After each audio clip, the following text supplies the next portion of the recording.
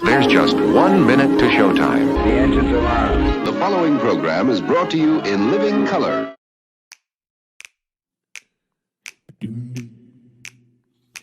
When they wrote up the systems and the rule set that we use, did working people get to write a line?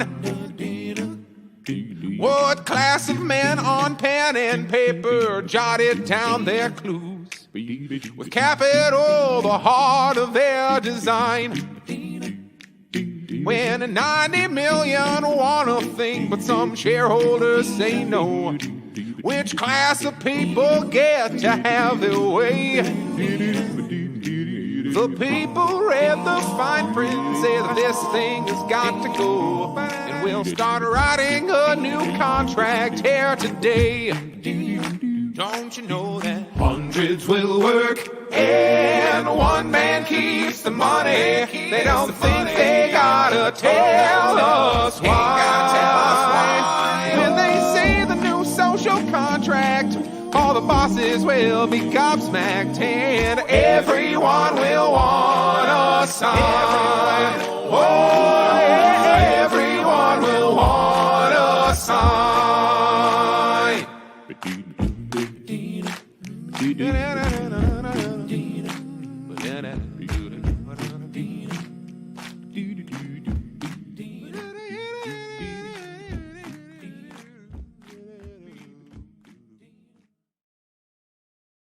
Hey everybody, thank you for joining us. I actually was just about to comment. This is so funny.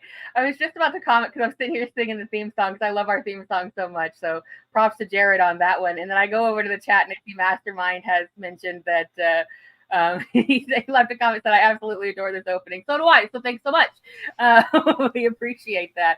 And it's so catchy. I will find myself like, I'll be, making, a salad or something. I'm making some dinner and I'm standing in my kitchen singing it. Like I do it all the time. It is constantly stuck in my head and I don't even mind actually. So that's the sign of a good song, which again, I'm very glad you like it. Yes. Thank you. That reminds me to mention that if you like this song, Jared has a new album out. Let me get this right. It's Dog Songs for Song Dogs. Is that correct? Dog Songs for Song Dogs, Volume 2. Volume 1 also exists. Okay, great. Yeah, that's out now. Which also Volume 1 is out now too. So if you like that song, if that song gets stuck in your head, then check out some of his other works. He likes to treat us to songs at the close of our episodes sometimes when he's not just too busy. I have one today. I'm totally set up to do some singing at the end of this. Oh, nice. Oh, good. I'm looking forward to it. So yeah, we got some feedback coming in. So thank you for those of you who enjoy it as much as I enjoy it. I appreciate hearing that kind of thing. So yeah, thank you for joining us today on another week of shitty news on top of the horrible time change that we should not have to be dealing with. So you're lucky we're here at all, honestly. Like we had to make it. I'm east, he's west, and we had to make. Like we were messaging each other for like a day. Like, how does time work? You have a show and you don't know. Like, it's different. Like, I can never adjust to it well. So it's different when it's just like you just trying to like slow motion move through life and not understand how time works. But it's like completely different when you have like a show and people and a time and a schedule that you're supposed to be somewhere. So we've been very confused. So thanks for being here with us or watching it later, which is what I would do because time isn't real and it's making us all miserable. When I have total control over a thing, like since I live in Phoenix, well, I would say Arizona, but it's only most of Arizona that doesn't do daylight savings time. There are pockets that do, depending on what county. But living here, I now just force everyone else to move forward and back an hour on the because like I'm not doing it. If it's my thing, it's like, look, for me, noon is still noon. Nothing changed. Just because noon became 11 for you You need to complain to your state. Just stop acknowledging it. Just don't do it personally. Just argue with people for 6 months out of the year that they're an hour late. I've tried to do that. It doesn't work. It 100% does not work. And you eventually have to give in, because there's been years when I've been like, fuck this. I am not doing it. I'm not moving. And then everything is just like, you just can't get around it. And It's there really was that legislation that came up not too long ago that they were like, we're not going to do it anymore. And they're like, no, fuck that. We're going to keep doing it. Whatever. My parents told me when I messaged them immediately. I'm like, hey, and they're like, yeah, they say that every like 15, 20 years. And I'm like, what? And I look it up. Yeah, they've been saying that since the 70s. They're like, oh, we're going to get rid of daylight savings time. And then just like, I'm not sure why. Was it just a weird news week? And they're like, all right, we got to throw something out there. Yeah, well, they know everybody hates it. Like, you know, like that's the thing. Like, this is like, people have like, I don't know necessarily the stats of like forward or back, like which is worse, but it causes people to have heart attacks, car wrecks go up. You know, it's everybody's miserable. You know, it's horrible. Everyone's confused. It's like, it's already, you know, if you're used to dealing with things like international time or just like back and forth, like you're used to just like, you know, starting your conversation, hey, what time is it where you are? You know, like that's normal anyways. And then it just gets weirder when they start tampering with actual time. So as I said, we're lucky that we're even here right now. So, well, on that note, we've got a show for you today. We've got some things going on.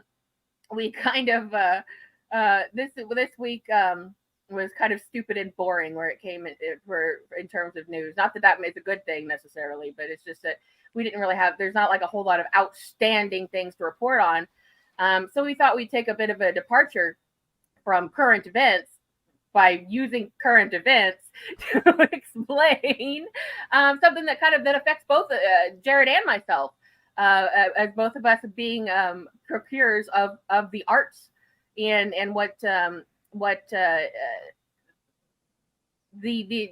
that we have to, you know, get our things out there these days, and how social media censors that, plus what we're seeing unfold with another threat of another TikTok ban. Which has nothing to do with creativity or people or money or anything like that. By the way, it's a completely manufactured story with completely manufactured timing. So, and I think that didn't you have something that you wanted to lead with as far as that? Yeah, we have this just I'm looking for different ways to kind of put the sentiment, because we keep. Even the fact that both you and I and a whole lot of Americans, we have this knee-jerk reaction where it's like a tick at this point, where if you say anything that could even be constructed not only as a positive, but even just a non-negative, even a neutral statement about former President Trump, you need to follow that up with, but I don't like Trump though. Like this it's like is not in support of Trump. I'm just saying. You should like hold a stack of cards, like Post-it notes, and just like hand out one every time he says it. It says like, don't like him though. Like, it's, yeah. Because people immediately and the reason you end up saying that is because their brains turn off. And I don't really like using the phrase Trump derangement syndrome, but I don't know how to explain some of this when you'll look somebody in the eye and they will tell you that the thing they don't like was bad when Trump did it, and then the exact same thing will happen today, and they feel about it completely differently. I don't know how else to start getting at that, other than something. There's a switch in your brain where you just assume. All right. So a way of summing that up, I saw here in this post. It rocks how so much of our politics is hoping Trump forces the far right to go along with the right thing for the wrong reasons to thwart some awful DC bipartisan consensus. Like, and that's what it feels like, right? What is this world that we live in? Like, let's just like what kind of Twilight Zone insanity have we finally slipped into? Like, this is the stupidest timeline. I have no idea what the guy is going to do when he gets back in office, unless they do some truly heinous shit to keep him out. Because otherwise, that's just what's happening, people. Like, we're getting Trump presidency #2, unless there actually is some real hardcore election meddling, and then they've already set that up. So if you say that, oh, you're a conspiracy theorist, crazy person, it's like, well, look at this thing that happened. That didn't happen. Close your eyes. La la la la la. Yeah. But we're going to have to handle Trump Part 2 coming in. Sorry, what were you going to say, Nicolette? No, I was just, we kind of touched on this a little bit earlier, I think, before we were actually on air, which is that it's not about policy. It's not about like what they're doing necessarily. It's about cult of personality. Like you've got these sycophantic people, these stands, if you will, who are, Team Trump, Team Biden, and they don't care what they're doing as long as it's their team. We've turned this into, sports. And that's exactly the way they want it. That's, with the binary system, which is all just one party anyways, but that binary system makes it seem like, home team versus away team. And people are willing to look past genocide, to say we want our team to win. But, there is no non-genocide candidate. There is, kind of like this post says, a slight chance that Trump will force them to go along with the right thing for the wrong reasons, which we can list a couple of positive things, or at least positive compared to the current administration, that happened in the previous administration. And it's like, it's probably not because Trump is a virtuous angel boy who decided to do a nice thing but however it happened, they've happened. Like, he let a bunch of people out of jail who shouldn't have been in jail. You were talking about how, knocking off the mandatory fee associated with the Affordable Care Act if you don't have the right program. He upgraded animal abuse charges from misdemeanor to felony, you were saying. Like, there are some things you can look at where, like, that was actually like, if you're gonna force someone into the lesser of two evils conversation, they just say that and then, like, walk away like it's the most obvious thing. You're like, yeah, but have you seen what the two evils have done and actually it's always compared? a yeah but conversation, like you're doing improv or something. It's like just always like if you have the audacity to say, hey, okay, Trump did do a couple of legislative things, it passed a couple of legislations that were like actually okay and benefited some people. Yeah, but like, don't do that. Okay, like, stop doing that. I know that it's like not the viewers of the show that are doing that. It's really like a liberal cause, but in they immediately you get like, it is a complete conversation stopper when it's like, because they immediately go on you just love Trump and you just want Trump, and if you don't vote for Biden, you're Trump, and it's like, where you have nothing. There is no intelligent conversation to be had here. Let's elect a pig. Let's elect a horse.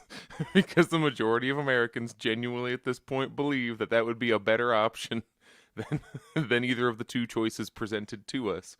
So one of the things that Trump may... I don't even know what my opinion is on this thing. Banning TikTok. When he was president, wasn't there like a month-long thing where TikTok was like taken off the Apple Store and then it was back? I remember this. I don't use the app, but even that, it was like a ban, but only from the store. It wasn't like the app was removed from people's phones. You know what I mean? So if you already had it, you could keep having it, but you weren't allowed to, like, new downloads were stopped for a little bit. So that tweet is in reaction to situation. Because of the fact I do. Okay, so you don't use it. I use it, but I use it to post. I'm not like a super poster. I don't like TikTok videos. I think they're garbage. So I don't want to see like 3 seconds of nothing. You know what I mean? 3 seconds of camera shake, and that's the video that's got 7 million views. I don't understand it myself, and I don't think it's an age thing. It's just that I like the idea that people can do this. I like the idea that people respond to this, and I personally like the app, how it works. Because I don't get to make, I don't know that I'm necessarily like retired from making full-length films, but it doesn't come up for me very often. So I can make a little film and feel like I've had that experience, right? I'm still not that into it. But I like the way that the app works, and I like that it exists. And what we're really talking about here is, because there's a lot of people who do know how to utilize it and actually make their living off of this. And I'm, not hearing much from that side of things, which I think we really should be, as this threat progresses for another time. You see our overarching reason to talk about this is it's just like, what's it like trying to be a creator on an influencer on the internet, yeah. And how we get farther and farther every day away from any kind of meritocratic system where, the best things are the ones that rise to the top. Mm-hmm. TikTok is like, is it still like the biggest media platform? If not, it's one of the biggest media platforms in the United States. It's kind of like where things happen. It's where a lot of memes start. It's where modern culture is kind of being created. It's like the commons. Yeah, and it's kind of a real-time situation too. And what I'm complaining about there being like like majority wise lack of skill is what is attractive to people. You don't have to know how to make films. You don't have to make good content to still get tons of followers and tons of likes and things like this. You just have to film your cat for 8 seconds. I'm gonna read a couple sentences of this before I get ahead of myself and make all my points right in a row. Former President Trump stunned Republican China. I thought it just said Republican China. I'm just like, well, there's a different China? There's a Republican China? What's that one? Former President Trump stunned Republican China hawks this week when he appeared to argue against banning TikTok, the juggernaut video app owned by Beijing-based ByteDance and beloved by young Americans. Why it matters. Trump spearheaded the original threat to ban TikTok over national security concerns. 4 years later, President Biden and Congress have picked up the mantle with a bipartisan bill targeting ByteDance, who set to hit the floor of the House next week. If you get rid of TikTok, this is a quote, if you get rid of TikTok, this is Trump talking. If you get rid of TikTok, Facebook and Zucker Schmuck will double their business. I don't want Facebook, who cheated in the last election, doing better. They are a true enemy of the people. He didn't end with a MAGA. No, you know what? I want to break in here real quick and say this. Okay, again, let's clarify. I am not a supporter of Trump, but it really makes me mad when he's taking other people down and he's fucking hilarious. He's too funny. It makes you almost mad how funny he is. It's unfair that he's funny. I don't know. Funny. Like it's always when he's taking people down that you hate that he also hates. That's it. Just like goddamn. That's it. During the whole State of the Union, he was putting up videos, just obviously him holding his phone at the TV doing Instagram filters. And I'm like, it is funny. Like, what are you gonna do? I'll At see if least I one can of pull them's that funny. I'll see if I can find that clip before we're done with the show, but that was freaking great. I hadn't heard Zucker Schmuck before. Zucker Schmuck. Anyway, okay, this is a line I'm stealing from other people, like I do all of the things that I say and think. You used to hear that Trump is a good businessman but a bad politician. I believe it is the opposite. I believe he is a bad businessman but a very good politician. At the time, it won him political points to pretend to ban TikTok for a month. Now, it wins him political points to be against the banning of TikTok. When I talk about accidentally do the right thing, like, this is kind of what I mean. I don't think he has some big principled stance on this. I'm like, foreign interference with our media. Because if he did, like, he would have a whole other set of opinions on a whole, like, if he had consistency, he would be consistent. The fact that they are not just shows, like, I guess, political talent and being able to read the room. Hey, young voters who already don't like Joe Biden because of the genocide, he's taking your TikTok. Right. There you go. He gets so. Yeah, that's it. I don't know. You'd say it's malleability because that sort of implies that somebody else is pulling the strings. It's just that he believes in nothing, so he so easily can just be like, "This is my new thing," and then that's what it is. He's like human silly putty. Like he's just gonna go and jump on the next big thing, and that's what riles people up so well. And that's what like a lot of like really like dumb people who aren't informed, which isn't necessarily their fault, because they're being fed so much propaganda, not knowing. Some people are willfully dumb, but some people just don't have the resources to not be. So that's why he just appeals to the mass amount of people, because he's always for the next thing and for the next thing. And it doesn't matter if he just said he wasn't, he is now. Unless it comes down to, like real estate, like one of the 2 or 3 things he actually kind of knows a little bit about. Like if it's like real estate finance, he probably has actual opinions. TikTok, he don't give a shit. Like you might as well be like, all right, we got the new Furby. Like, I am in favor of Furbies. I'm anti-Furby. What are the kids like? That's what I like. Yeah, it's whatever. He'll jump on whatever thing. So it's like what you say about the the paradigm between businessman and politician. Yes, on the politician, because he can just shout out anything and get anybody agreeing with him. But also he, it seems to be a real mastermind at social media, because he can follow anything. He'll follow any thread and be like, this is my new thing. And he seems to know it just as soon as anybody else seems to know it. So it's sort of this, like, I'm in complete agreement with you on that, like, good politician, bad businessman, because like now that we're down to the point of like, we got to get him in jail. That's the only way we're going to stop him. We're going to get him in jail. Good news for you people. You can run for president in prison. It is allowed. It is your constitutional right to do so. Be careful. So, And oh Be my careful, God, the he would be communist. so unstoppable at that point. Like there would have never been a more one-sided election in history if he actually had to go to prison. So stay tuned for that. I want to see if I get the right name here. I'm pretty sure. Yeah. Be careful when you even say that. If you talk about like, oh, no one should ever be able to run for president from prison. Eugene Debs, most popular communist in American history, was put in jail halfway through his presidential campaign because he was like inciting whatever against the United States because communist, and he got a shit ton of votes from prison in the 20s. It's doable. And in that case, I'd be like, yes, I would. I absolutely would vote for the guy in prison in this case. So. Yeah, no, it would be like he would be like ultra rock star status, which is all he's in it for anyway. I know they can't make money and punish his enemies. That's all he wants out of any of this. So, reading more, members of Congress were bombarded with calls and threats from angry constituents this week after TikTok launched an aggressive campaign warning its users that the app was at risk of being shut down in the U.S. Neither Trump nor his campaign posts on TikTok, but the shift in position is a sign that the former president recognizes the platform's massive appeal to younger voters, many of whom are disenchanted with Biden.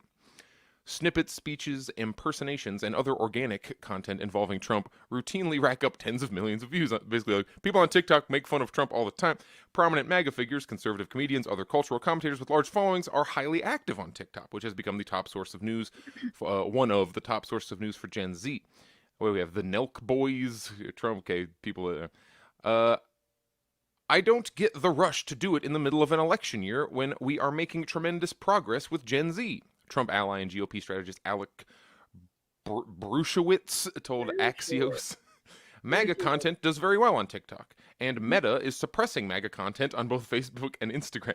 It's funny that it seems that, because I hadn't experienced these opinions before, it's both sides, both ends of TikTok are like, you're canceling TikTok because you want to keep the pro-Palestinian stuff on there. Seems to definitely be a big reason why suddenly, we gotta clamp down on TikTok because every other platform bans that kind of content. And apparently, I don't know how much truth there is to this, if you do MAGA posts, you also can get pulled off of Facebook, like everywhere but TikTok, I guess. Is TikTok the least censored platform we have? Because it's still very censored. Like, people get their TikTok accounts shut down all the time, basically for just saying truth. I don't know. I think you know more than me, Nicolette. I don't know that if I necessarily know more in terms of trends, but I can give you a little bit of a history lesson here turned in this. And actually, I saw a comment earlier from Are You a Time Traveler too, who mentioned that Trump is funny when he says people tell him he looks like Elvis and he thinks he looks like Elvis. Yes, that's very funny, but that actually jogged my memory based on what you just said. So, if you know this or you don't know this, here's the situation. Elvis really never was able to rise to his full potential because he was beholden to his business manager, who was a man named Colonel Tom Parker. He was not a colonel. He gave himself that nickname. Very controlling and really kind of did not allow, the greatest talent of all time to be able to really do the things he needed to do. But what he was able to do, maybe better than anyone has ever been able to do ever, was to market things in certain ways. And he knew that as Elvis was really starting to get hot and hit the national and international markets, that it was time to start merchandising his name and time to start selling things. Like it could be a mug or it could be like a doll or something stupid, right? But it wasn't just all pro Elvis stuff. He also realized that they could make a shit ton of money off of selling buttons that say, I hate Elvis. I think I do remember. This is like the same story exists in pro wrestling, where there was like, I don't remember these names. I should freaking know this, but it was like big deal black wrestler, big deal white wrestler who was the bad guy, and like they would play in the Deep South, and they would help each other. Like the one guy would sell Confederate flags, so the black guy, he will get out there and just be extra and get everybody super out, and that guy would sell a shit ton of flags, and then he gave and that kind of tells the story of the whole uniparty situation that we're in the first place. But when you said that now, like when you read the quote about like he was against it, but now he's for it, but they don't even use it. Yeah, that's like it doesn't matter to them if people are like, fuck MAGA. Like, it doesn't matter to them if people talk bad because they know they're still talking about him. They see the bigger picture here that, like, whether you're saying, yay, Donald Trump on TikTok, or you're saying boo Donald Trump on TikTok, you're saying Donald Trump on TikTok. And that's where it really comes from. So that's kind of from the Tom Parker school of marketing logic there. So there's your history lesson. So the greater overarching thing of this, people were already talking about Matt Taibbi in the chat. Also, hi chat. I promise I read all of your chats, and if it like makes sense in the moment, I integrate what you're talking about into it. If you have just straight up questions, hey, we could get better about. We don't get a ton of them, so we don't have like a questions segment at this time. But we could start integrating that. If you ask just direct things, we could respond to. And also, it bears mentioning, you can always reach us on we have our handles in our bylines down there. So if we're not addressing something or we address something that you want to know about, you do. Sometimes you guys get going so much that we kind of get a little bit lost and we always have a lot of content to pack in. But we do appreciate you, and we're really glad that you're here and that you're engaging and interested in what's going on. So thanks for being here, and we try to read some of your comments as much as that we can. This is talking about direct government censorship, or in this case, the entire removal of a platform because it seems that they are deeming it, I don't know, uncontrollable. If you flip this situation and you imagine China, like if we were China and America had the most popular app going on, no, I don't think that the Chinese government would just be like, that's fine. They get complete freedom of everything. Like, I don't think that we aren't necessarily being like hypocritical in this case. And China does have controls on their media. They banned Facebook. Facebook is banned in China. But Apple is not. Like, people will go, see, we've like Google and them went over, they tried to do business, and China was too authoritarian, so they got like kicked back out. And the word authoritarianism is kind of like lost meaning at this point. It's like anytime somebody has rules, someone will call it authoritarian. But they set very specific and strict rules for how Google can behave. They did not follow those rules. They were kicked out. Apple was given very strict and specific rules for how they can behave, and they are doing fine. Apple makes hella bucks in China. I was there when they were doing the iPhone, whatever the newest one is, released 18.8. There was an iPhone and there was a line for it, and I got to like walk by, hey, Shanghai, and that was cute. But the point I'm making here is that it's not unreasonable to have any controls of any kind on your media platforms. But you look at what they are, like what kind of things are being pushed off on American TikTok, on American Facebook, Twitter. Even right now, we are streaming on TikTok and on Twitter and YouTube, right? Mm-hmm. There are certain phrases that we know we cannot even say, because if we do, a robot will like cut our feed off, demonetize the RBN. We have to be careful about certain buzzwords for sure. But this all really stems from them trying to promote the very lackluster narrative that this is about national security. The hell it is. It's not got anything to do with national security. It's got to do with the fact we're in an election year. This is for empire security. Yeah. People are starting to talk about the activities of the empire in a way that the empire does not like, and on a foreign-owned thing. And that's even a technicality. TikTok US, like there is a whole other subsidiary that's the US division. It's not directly controlled by China, or the freaking Communist Party does not run TikTok or whatever they want to say. But it is like it traces back to a foreign multinational, which is harder to control than a Facebook. We brought up Matt Taibbi earlier, the Twitter files. Oh, we know that the government just sends these platforms email like, hey, you should look into blah, blah, blah. And they receive the message. It doesn't say, go execute order 666. But they send the suggestion. The platform understands what is meant when the CIA, FBI, whoever it is, whatever backroom rando politician you've never heard of, emails Facebook and says, I don't like this post. They know what to do with it. And so now we do have a growing censorship regime, which is a thing that only like Alex Jones used to say. And now we're just sitting around like, oh shit. It is happening though. Yeah, it's happening. But and that's the thing. But the bigger picture about this is that it is in fact suppressing our First Amendment rights to free speech. And that when they sit there and say that it's about security, it's about imperial security, even though they're not really using that phrase, but they all of these other companies, Facebook, or Meta and Twitter and these companies, they are more than happy to play ball with the government. Let us not forget just a few months back, or maybe a year or so ago, when Facebook willingly handed over private chat between a mother and her daughter regarding the daughter needing to have abortion services, and they provided those. The cops asked them for them. They gleefully provided them, and both the mother and the daughter saw charges brought against them. So I don't remember the exact specifics, so I'm being a little generalized here, but I think we all remember when that happened. So it's not, TikTok is not beholden to the American government in such a way. It is not sitting there saying like, okay, well, we want the information of this particular user who's saying, America sucks. We don't like they say America sucks. So, but that's what this all comes down to, and the fact that we are in an election year. Be not, be mindful of the fact that my words in order. Be mindful of the fact that is not a coincidence, or that just recently the White House or Biden's personal or whatever the crap they're trying to play off, his TikTok account was recently flooded with comments about the genocide in Gaza.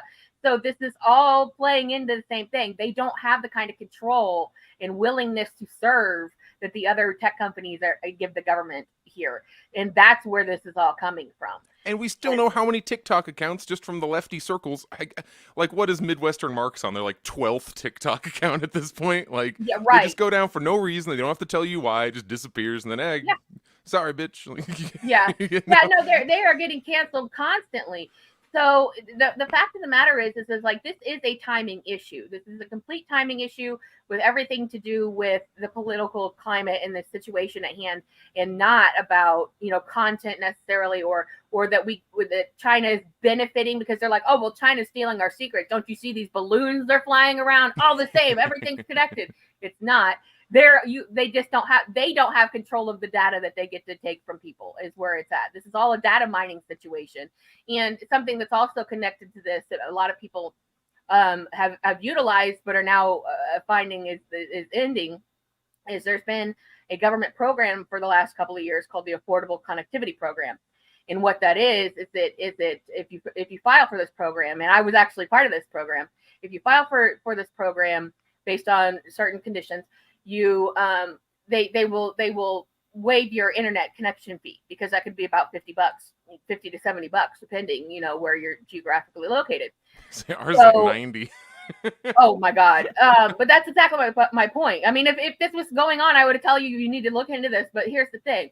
It was a government program that was meant to keep people connected, and probably a bellwether or means testing of like how we would do nationalization of it. But we recently started getting letters saying, hey, funds are drying up for that. So in April, we're canceling it. So you got to go back to paying bills. And that is also not a coincidence that this is happening in election year. It's very much designed to make sure that that the poor people have their internet censored to the point that they are not able to see but mainstream sources of information. You might not be able to get on the internet and see RBN or Midwestern Marks or Hardlands Media or The Intercept if you don't have access to the internet. And then you go to the library, maybe those are blocked out. So now you are beholden to the CNN and the MSNBC and the Fox News and the Washington Post and New York Post Times, all of those things. So it is absolutely not a coincidence that these things are happening all at the same time. Plus, they need more money for genocide. So now inject into all of the. Now we're talking about like political implications and people who are saying like uncomfortable truths near the empire, where they can just call up their friends and be like, "Take this down." Now imagine you're just trying to like make like little animations and just like live a life. Like as a creative person, imagine you're me and you're a small time musician and you're trying to get your songs in front of new people. Right. If your content does not, it's not even that it has to all like help out with whatever vague political goals, because like the Barbie movie wasn't like trying to like push anything. But it also is in like not harmful. You have to have like these nice Nerf foam rounded off edges type content where which even then only increases your chances of being like picked as a winner. If you're not picked as a winner within the algorithm, if you're not a Mr. Beast, if you're not whoever on TikTok, I'm sure there's millions of these people. I just don't know who any of them are. Yeah. There is no meritocracy. There isn't like it's actually a lot like American Idol. The judges it's not a pure sitting adjudication, very serious judging musical, like academic type situation. It's entertainment. The judging portion is also part of the entertainment. They decide who's gonna win way before, like they know who's getting on TV before like the judges go and hear them. If And you're this putting is, your this stuff is out on united Twitter, across platforms. That's something Yeah. that they all have in common, is that their algorithms, they want you to stay there, but they also don't want to, they don't necessarily want to platform people who already aren't doing huge numbers to begin with. That doesn't really do them any good. Then TikTok in this way works a little on both sides, because it figures out, they have a very direct algorithm that after you watch it in like a couple of videos, it starts being like, oh, you like baking videos and cats? Gotcha. You know, like, and it starts showing you that stuff constantly. Like, so it's got a much more targeted thing. But when, as Jared says, you are a content creator, you know, whether it's music or you're making films or you're sharing your artwork or what have you, if the determination is that you're not going to generate much ad revenue because you don't have a big following, or you're not super well known, or you're not, you know, helping the establishment in some way, because it is about ad revenue or what they can make off of you in some way, then you will be suppressed. And I think he and I have both experienced this on our various art journeys. Because again, just to catch you up, you probably know this if you've been keeping score at home. Jared is an independent musician and a composer, and he played trumpet and trombone on this album, people. You have to check it out. So I have the minimum level of skills necessary to have a living while only doing musical activities, which means you have to know how to do everything.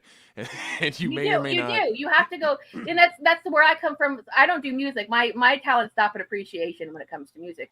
But for the most part, I kind of have my hands in everything, but, you know, physical world and digital world. But primarily, I'm known for artwork, various artwork, like digital art, filmmaking, and writing, like writing not books and such.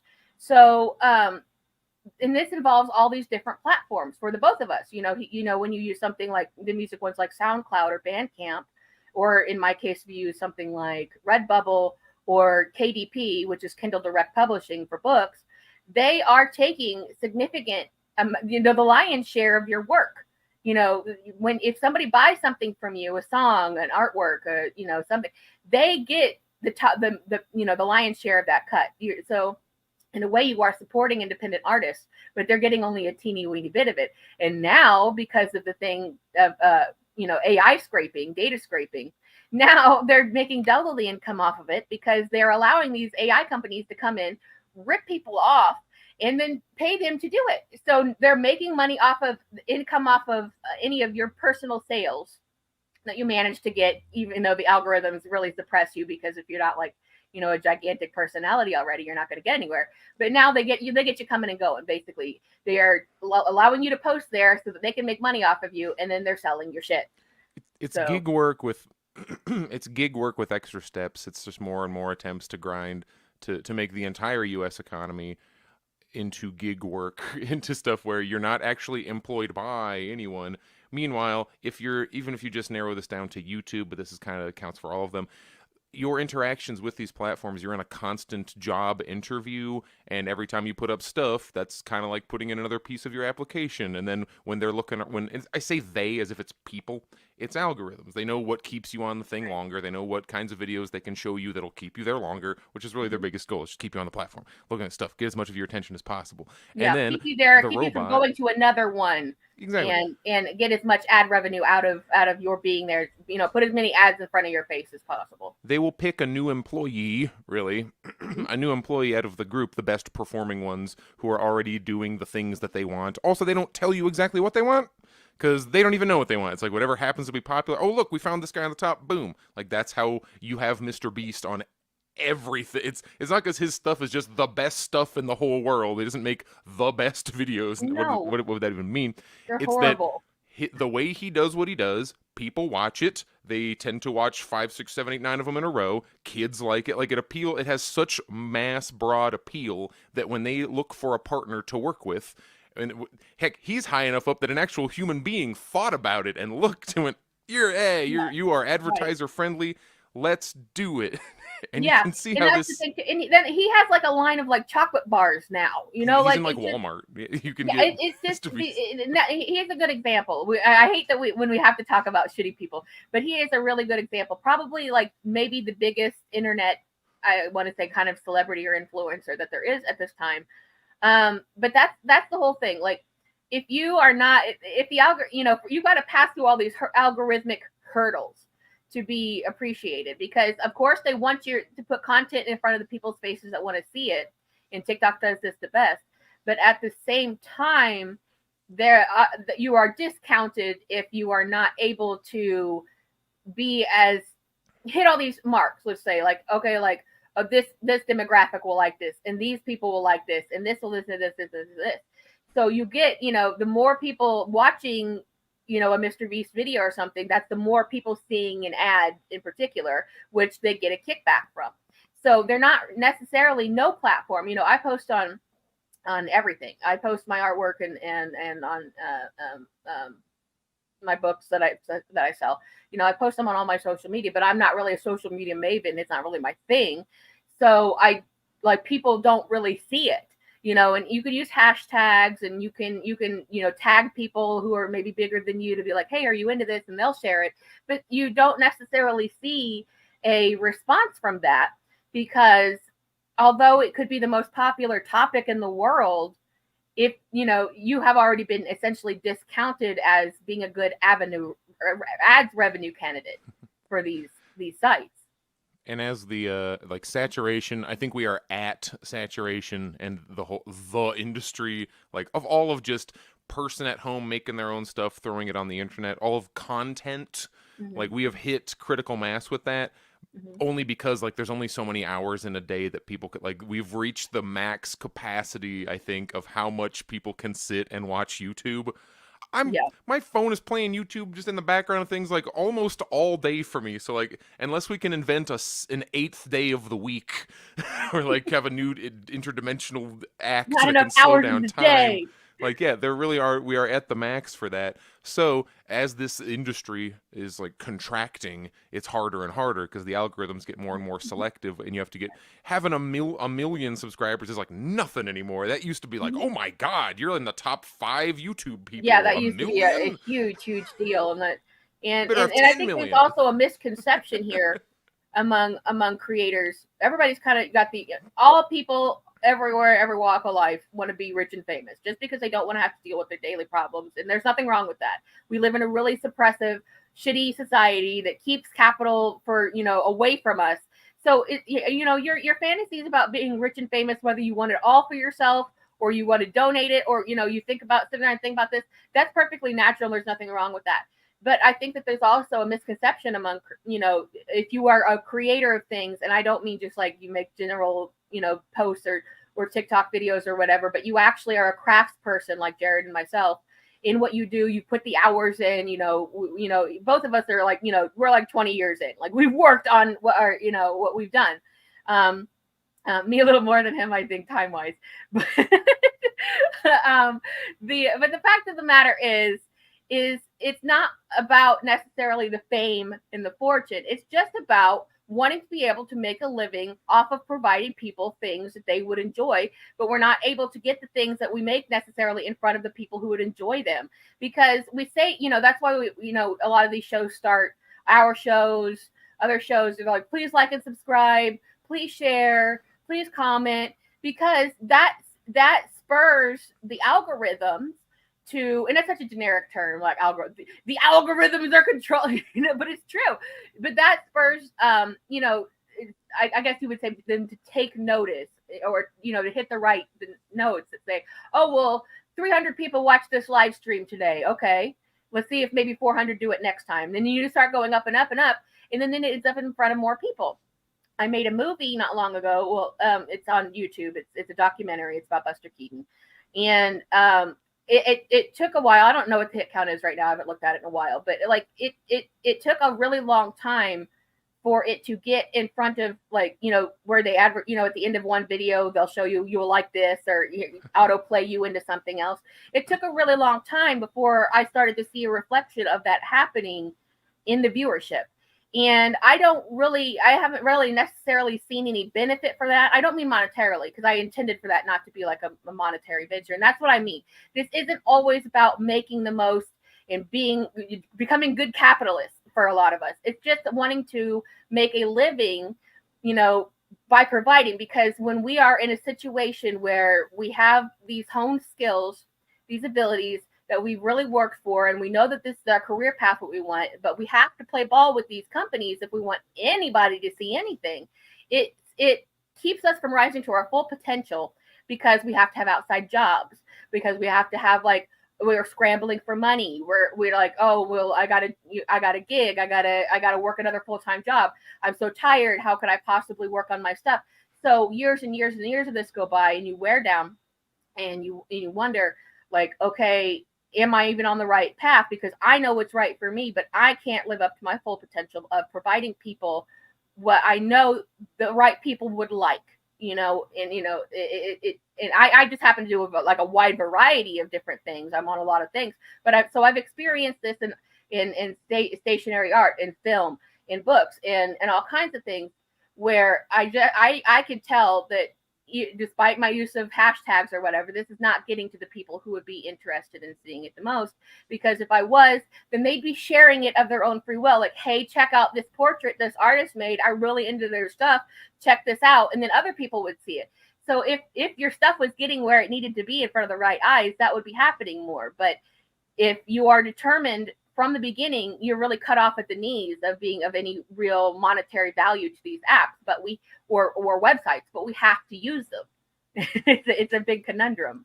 If I can be utopian for like 5 seconds, my ideal like artistic situation, for like creative situation in the future would be if starting to build socialism in the United States means that I, instead of being able to spend all of my time on music, have productive labor to do. If we're building the nuclear plant, if we're building rebuilding the industry that will be necessary for America to have an actual economy. They're in the comments talking about monetary policy, and I'm like, no, wait, we have a subject today. We're not going to talk about monetary policy right now. If we want the United States to have an actual economy that's based on something other than nothing, like finance capital, fire industries, money from nothing, where you just go speculation, casino nonsense, like all the things that regular people complain about. If you want to have actual industry in the United States, and I am going to be the one working that, I would love to have this future where I work because remember, it's not necessary to force people working like 100-hour weeks and all that shit. I will go work my 25-hour week, whatever it is, down at the plant, at the railroad, at the factory, whatever it has to be, to like actually benefit the community that I am in. And then I use my free time to, guess what? I can do as much music and creative stuff as I want, because I'm not struggling 90 hours a week to be able to afford like my job that then does my health care, that then does my, like, this whole big like apparatus we have of one mistake and the whole thing comes crashing down. If we have adequate safety net, we have actual productive work to do, and the hours are kept to what is reasonable and necessary, not what maximizes profits for the tiny group of individuals that still own everything, because that part would be different. You can't have the tiny group of people that own everything. You need to have ownership among the people who put the work in and actually have If that's what it was, we would all have time to be creative and wouldn't have to worry about whether or not our creativity can make us enough money. Yes, it's something that I like to tell people all the time, and I mean, this is something I'm like, tambourine, like, please listen to me. Art is for everyone. I don't care if you have a napkin and a pen that you can art. I don't care if you just like you want to journal but you don't know where to start. You see all these fancy ones with drawings and shit. Forget that. Get a notebook and a pen. It's for everyone. Everything out there is for everyone. People who I've run into, so many people in my life who are like, oh, I could never. I can't draw. I can't write. I can't music. And it's like, well, okay, that doesn't make it reserved for just a select few people. It does, this is something that we should share our experiences as creators of being human, because what is art except for expressing, and trying to understand and explain the human condition. That's all we're doing. We're not doing magic. It might seem like, we've got some sort of alchemy, deal with the devil shit going on if we make something that you think is cool. We certainly don't. What we do have is just some ideas about how we express ourselves as creators, that we just want to share. And that's really where it all comes from, is we wish that we could rely on these, because it seems like, okay, think about, if you can remember, think about pre-social media, think about pre-internet, okay? Like, you had to go to so much trouble and you were beholden to the established art communities. Like, you had to, if you wanted to be a musician that got on the radio, or that anybody toured or anybody heard, you had to get picked up by a record label. There was no choice. If you wanted to be a fine artist and you wanted to see your stuff hanging in a gallery, you had to be chosen by a very choosy few people and go through a lot of rigors to get your stuff up there and pay a lot of money in a lot of cases. So when we see the internet come along and social media come along, and I can just upload my artwork, I do thousands of different styles. Okay, so here's me, right? Like, I do these portraits that are so, like, I call them magical realism, but they're like from movies, that people from movies and things like this. And I get accused of them being AI because I'm very particular about I get really, somebody just the other day was like, oh, it's real nice of you to talk about your artwork when you clearly just ripped it off, because it was this portrait of Drop Dead Fred that I did. And I'm like, I don't even respond to that shit, but I'll do stuff like that. People are not good at identifying AI stuff. They think they're good at it, and every day there's a new one where it's like, "Hi, I'm the artist. I drew this with a paintbrush."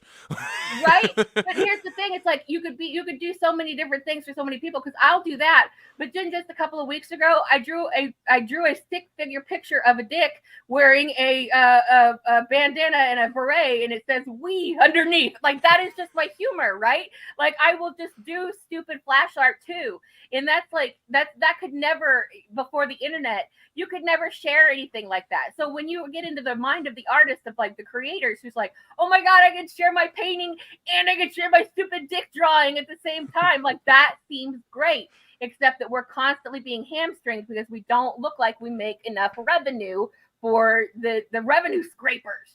And that's really what this comes down to. I don't want to live in Squid Game anymore. Right? Yeah, like, and that's why I say, like, if you can draw fine art, draw fine art. If you only can draw a dick, draw a dick. And this is coming from somebody who draws dicks on everything. I can't help it. But, but the thing of it is that it feels like I don't like the feeling that it feels like, with these resources that we have, that first of all, not everybody should be succeeding. We shouldn't be beholden to these situations. And I don't like the idea that people feel like that they can't participate because they're not good enough or not skilled enough. And maybe they could have been. We might be missing out on some of the best art or music in the world because somebody was too poor to be able to devote time to it. It is a luxury. But you also, Jared and I can both probably look back at our lives and be like, what did we give up? What did we choose? What did we do differently that other people didn't do? Because we were dedicated to the things that we did. And that's why we chose the paths that we chose. And that's the only reason we really would like to see the feedback. We want a couple of likes on our things. Yeah, we want a couple of sales too, and this is obviously something I could say here and be like, tambourine all day. But it does affect a lot of people. And you got to think also about up and coming people. Young people. You've got to encourage young people. Like, they know what they're up against. They're probably the smartest, this next couple of generations here, Gen Z, Alpha, they're starting to know what they're up against. They are in a bad situation. We're already stuck in it, but they are starting to buck the system in a way that I don't know that we've ever really seen. And I hope that it makes a difference. I really, really do. So, and, but then we also face the issue of, it only serves the government and the capital holders to further take away art programs from schools, because then they don't learn how to do critical thinking. They don't know how to do creative thinking. They don't, their attendance is bad. So all that what really leaves them in life is to become workers, cogs in the system to provide capital for someone else, because they didn't learn these really critical skills.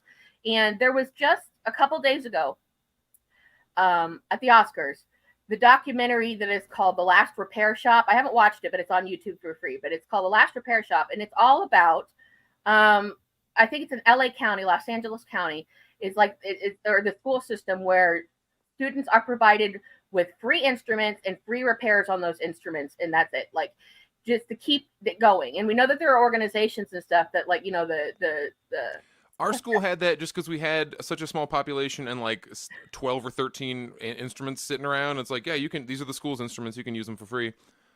So some and it's people not just could. about music; it's about drama courses that get you to think. It's about don't reduce it down to like, oh well, it's just a kid with an art box. Who really cares? Go color anywhere. It's not about that. It's about the education behind it. So yeah, it is about having the art box, but it's also about drama courses. It's about music courses. It's about it's where these very critical skills are learned, and by helping people develop their ability, these very young people, children, helping them develop their abilities to think outside the box, because that doesn't serve capital at all. The arts don't serve capital. And that's why I think you probably know this as well. I spent my entire, young life where I should have been being mentored and honed and helped, being told art is worthless, get a backup degree, you're going to waste your time, you're going to be sorry you tried all this stuff. And instead, I should have been. I'm not like a regrets person, but that's something that I wish I would have had. People who could have reached me on my level to be like, "Don't stop, keep going. Let's look for resources for you." Like things like that. But nobody really knew what to do with me. They're just like, "Stop being a smart ass."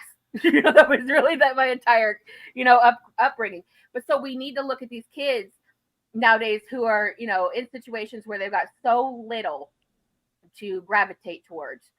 And help them as much as possible get into these arts to help them with their critical thinking and it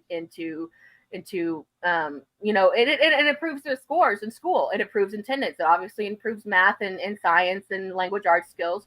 Graduation rates go up when these things are involved, but it's the first thing to go when these government run schools decide it's time for budget cuts. So that's something that is like just very, very important, more important than people tend to realize, because especially the older generations, millennials and up, that may not have gotten that kind of thing, or maybe a very lackluster version of it, start to think, well, I didn't need it. It's fine. It's not that big of a deal. It really is. It really is. And you don't need to think that you're inferior if you missed out on that stuff, because like I say, it's for everyone. Jump in. Just jump in. It's, You're describing one of the, hey, Marx, you describe several types of alienation. You have alienation from your labor, which is the things I do at work don't seem to matter. Alienation from community, the things I do around town doesn't seem to matter. Everyone around me is evil and out to get me, like the kind of stuff. And then alienation from self, where you just, when you talk about like, oh, arts being for everyone, there's people drawing things on cave walls were not doing it because they had a commissioner. It's just like a thing they do. If you go to define like what is a culture, elements are like food, dance, music, like those are like requisite. Every culture has those things, and our separation of labor has gotten to the point where now we've decided that certain things that every single human should just be doing, and throughout all of millennia, through all of human existence have, such as singing, drawing, dancing, that's now become a specialized type of labor that you only do like as a job. And if you aren't doing it as a job, people like look at you weird. And that is, it's not intentional. It's not that people sit in a room and say, we will alienate them from themselves. It's just a thing that happens that they identified. And as a scientist, Marx looked at and went, hey, this seems to be a common thing across all capitalist societies. The final one, once they've already got it, so you don't give a shit about your job, you feel like nothing you do matters there, and you want to die every time you go. You feel like your community isn't there to help you, and you aren't there to help them. You have no sense of togetherness with the people who live near you, and even yourself. You don't even feel connected to your own humanity because you have no outlet to express that other than to go to a job that does not matter demonstrably to you for a community that doesn't care, or you don't care. That like the connection doesn't exist. It's a two-way street, but you know what I'm talking about. Mm-hmm. No, you're exactly correct. And it seems like it's like these things, when you talk about them and break them down, they seem like they're individual points, but they're not. They're exactly what he just said. They are an interconnected web, because if you want to be in a performing art of any kind, whether it's oh no, we lost Nicolette. It was me at the beginning. My internet went down first. Oh, Nicolette, the screenshot is too bad. I'll save you. All right, I'm gonna vamp for about 20 seconds, and I'll pick up my device. I have a device with me. Oh my goodness. It's a backhoe. You were right. That's the device it was going to be. Here, I'll enter the reverb dimension, and we'll see. In another, oh, cha-cha-cha-cha. Oh, I'll be in a cave. I am, I have a secret yellow dial. I'm going to do a song at the end of this. I'm going to see if Nicolette jumps back in within the next like 15, 20 seconds so she can summarize her thoughts. But if not, I'll play us out because F it, we are doing it live as always. What do we got here? My final point that we didn't have time to get to today, which was, oh look, who's this guy? Where they talk about foreign election interference and how the only kind that is acceptable in the United States is foreign election interference from Israel. That kind of sort of went into the whole TikTok thing, like, we have to ban TikTok because foreign influence is unacceptable in America. And then it's, oh look, foreign influence that is entirely acceptable within America. Nicolette, if you're back up, I'll let you add your. Hey, you're here. Yeah, no, we're being censored. That's what They're happened. taking away our internet. They're stopping us from telling you the words and the truth. Well, did you want to summarize anything, what you were talking about before? I got a song ready to play us out whenever you are. Oh, well, yeah. We'll just put a. I mean, this is probably something we'll revisit as things, change and evolve. We'll see what happens with the whole TikTok thing, because if they don't get it this time, they'll get it next time, and it'll probably be chased up by a lot of lawsuits and a lot of people determining whether or not, because states have tried to ban apps before, and then they get hit with lawsuits that you can't do this. So we'll see if the federal government is allowed to do it, and we'll see where this goes. And this is, I think this has been a really fun hour for the both of us to get to share our personal experiences. So we'll hopefully get the chance to do it again. So we do thank you very much for being with us again. We appreciate this very active chat. It's been great. We're trying to keep up with it as best as possible, but it's hard to shut our mouths off. So with that being said, if we missed you or you really wanted something for us to see or know about, you can catch us on our socials. Beep, beep, beep. These are our Twitter handles that we've got below our names. And we're pretty much both everywhere. You can find us. So with that being said, we will be back next week with another episode of whatever fresh hell has happened in the news. And we will now turn our attention to Mr. Jared and hear a lovely performance. So thanks for being with us, everyone. Maybe we'll talk about naked John Cena and the attempt to not talk about... You know what? Here's the thing. That was actually really funny. Like, his delivery on that was very funny. The segment's funny, I believe. But did you, have you heard that, okay, so I don't know if it's exclusively QAnon, but, the QAnon people have come out and said that this was, a cobble of doing the self-embarrassment route, where you have to do a big movement of self-embarrassment, I guess, to enter into Illuminati stuff. This is they made a conspiracy theory about that's almost that's a variation of, I heard another one, which was actually I think it was Dave Chappelle who first introduced me to it, where it's that every black actor who gets to a certain level, they forced to be in a dress at some point. It's you're forced to wear a dress in some big role, and they just throw up Chris Tucker and and you're like, wow, they really do. But I wonder if that's a core. Is that a correlation or a cause? It's they're scared of black masculinity in the media. This is in the early 2000s. I was hearing this totally separate from current culture war things. But it is interesting how that is kind of true, it seems. Oh, Nicolette, did you pop out again? No. All right. It is song time. No, Oh, they're back. I think the context of the story was Chappelle saying that somebody approached him for this role you have to wear this dress, and he's I won't do it, and then it became a whole me half remembering things. We're talking about Kurt Metzger. Are they in the chat? What's up, Kurt? I do watch a lot of Jimmy Dore, but I try really hard to make this program not the Jared repeats stories from Jimmy Dore show, because you can just watch the show. This song is called I'm Not Giving Up, and it's about a relationship, but we don't want to give up, everybody. We are the people with hope. We are the pro-humanity people. Okay, hi, everyone. I'm back. But I just want to say goodbye, and I'm going to jump off and let him get to his song before my internet goes out again. So thanks for joining us. Very appropriate song. I'm not. We through internet problems, we are not giving up. All right. Please tell me if my audio is crappy early in the song. Like, can you hear me? Can you hear my guitar?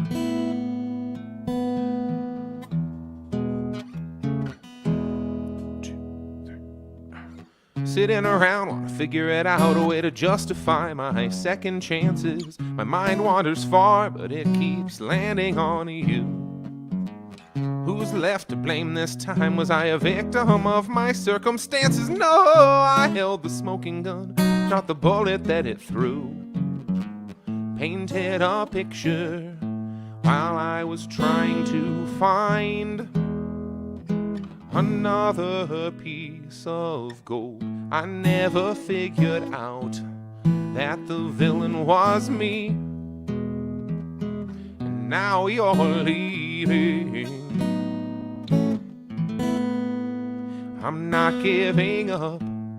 I'm not giving in. Not letting the dark be the reason I give myself for the kind of person that I have been. I can't change for you, so I'll change for me. I'll be alone for now, for then.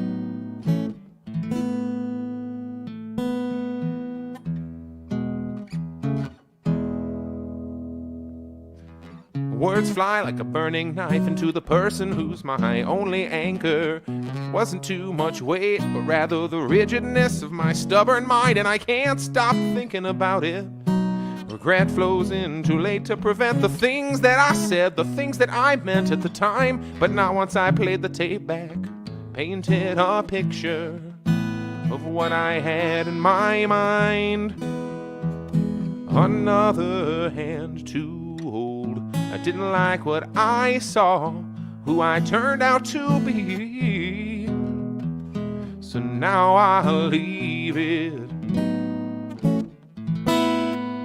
I'm not giving up. I'm not giving in. Not letting the dark be the reason I give myself for the kind of person that I have been. I can't change for you, so I'll change for me. I'll be alone for now, for then. Oh, I'm not giving up, I'm not giving in. Matchbox 20 wishes they could write like me. Not letting the dark be the reason I give myself for the kind of person that I have been. I can't change for you, so I'll change for me. I'll be alone for now, for then.